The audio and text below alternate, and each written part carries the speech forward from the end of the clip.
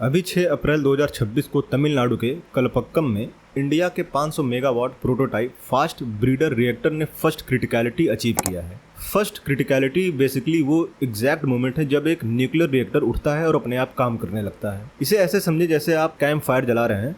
शुरू में आपको माचिस की तीली लगानी पड़ती है या हवा देनी पड़ती है, लेकिन एक पल ऐसा आता है जब लकड़ियां खुद ब खुद जलने लगती हैं और फिर आग अपने आप जलती रहती है। उसे बाहर से किसी मदद की जरूरत नहीं होती। तो न्यूक्लियर रिएक्टर में इस सेल्फ सस्टेनिंग मोमेंट को फर्स्ट क्रिटिकलिटी कहा जाता है। ये एक बहुत अहम पड़ाव है क्योंकि यह इस बात का सबूत है कि रिएक्टर को बनाने और टेस्ट करने का काम पूरा हो गया है। सीधे शब्दों में कहें तो ये वो समय है जब मशीन में जान आ जाती है और वो लगातार इतनी गर्मी पैदा करने लगती है जिसका इस्तेमाल आगे चलकर हमारे घरों के लिए बिजली बनाने में किया जाएगा। फास्ट ब्रीडर रिएक्टर की बात करें तो ये एक खास तरह का न्यूक्लियर पावर प्लांट है। इसकी सबसे बड़ी खासियत ये है कि बिजली बनाने के साथ साथ जितना फ्यूल इस्तेमाल करता है उससे कहीं ज्यादा नया फ्यूल बना देता है। और इसे फास्ट इसलिए कहते हैं क्योंकि आमतौर पर न्यूक्लियर रिएक्टरों में न्यूट्रॉन की स्पीड को धीमा करने के लिए पानी का यूज होता है। फास्ट ब्रीडर रिएक्टर में न्यूट्रॉन को धीमा नहीं किया जाता, वे अपनी तेज रफ्तार से चलते रहते हैं। इन्हें धीमा होने से बचाने और मशीन को ठंडा रखने के लिए पानी की जगह लिक्विड सोडियम का यूज किया जाता है। और इसे ब्रीडर इसलिए कहा जाता है क्योंकि ये नया फ्यूल बनाता है, यानी ब्रीड करता है। रिएक्टर के बीच में काम आने वाला फ्यूल होता है, उसके चारों तरफ सामान्य यूरेनियम होता है जो ज्यादातर बेकार होता है।